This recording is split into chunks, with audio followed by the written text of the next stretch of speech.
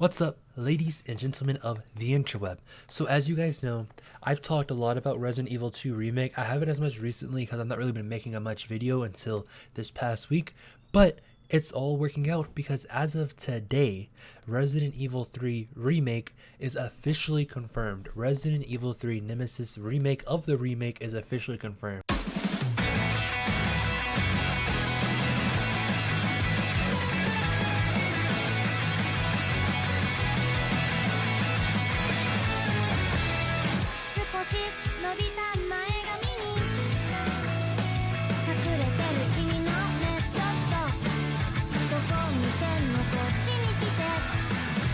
Although technically it wasn't a full-on remake, but it did have a somewhat remake on the GameCube, but not enough to really matter.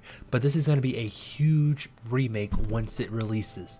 So according to a recent Recetera post talking about what Capcom should tackle next, moderator Dusk Golem responded saying that Resident Evil 3 Nemesis is in full development already.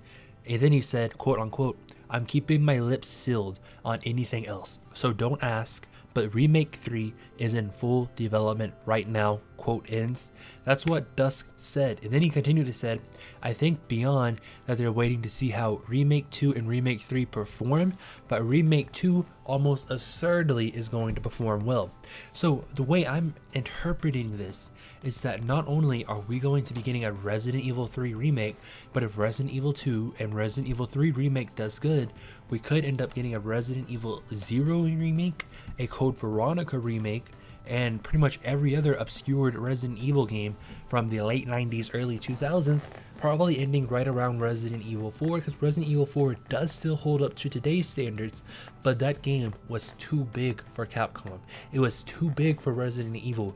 Arguably, it's the game that made Resident Evil what it is today. Every Resident Evil game that's came out since then has been compared to that, because that's like the cream of the crop for Resident Evil. So I'm assuming that's where the remakes would end, because Resident Evil 5, Resident Evil 6, Operation Raccoon City, and Resident Evil 7, etc., and all the other ones that came out, they do already look good enough and play good enough to probably still be relevant, I guess, for probably the next 10 years. I mean, that's probably going to be how long it takes to get all these remakes done anyways, but I'm going to assume that the modern Resident Evils have about 10 more years left before they start feeling dated, because yes, they are still fun to play today, but some of them still use somewhat of a tank control design.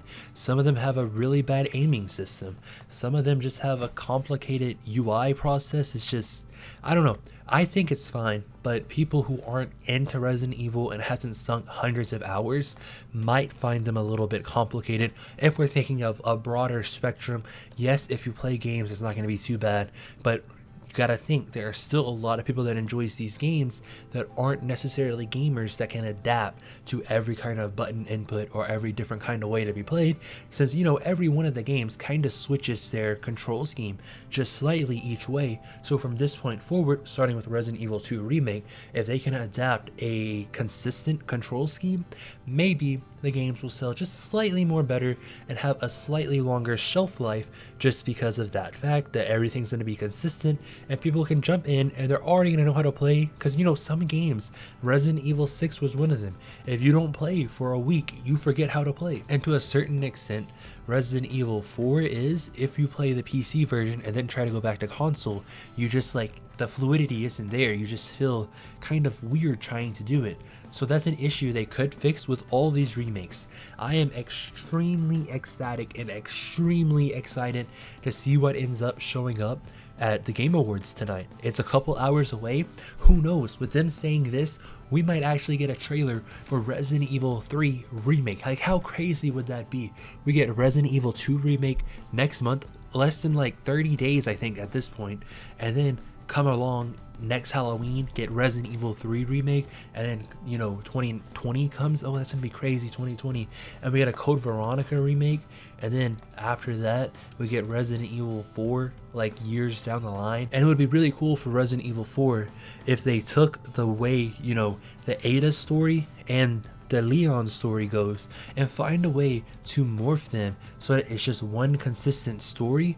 Because I know it is kind of weird, but they do meet up in certain places, so maybe at certain points, you know, you could take control of the other person and do that aspect of the story as you're doing the other way. I don't know how I want to explain that, but kind of think of like, I guess, Resident Evil 5, how that worked. Imagine if it was something like that for Resident Evil 4 Remake, like some kind of online. One person's playing as Ada, the other person's playing as Leon. You could help each other if you want, or you could just, you know, see each other, wave, and go on. There's a bunch of different ways they could do it. Either way, I am extremely excited to see what ends up happening with the rest of these Resident Evil remakes, because, you know, Resident Evil 3 Remake, it's now confirmed. Source linked in the description below. And with that being said, my name is Cruz. Try not to die. Don't forget to like, comment, and subscribe. It really helps the channel out a lot in the search results. You don't understand how much. Just, you know, hit that like button. And with that being said, try not to die, and I'll see you in the next video.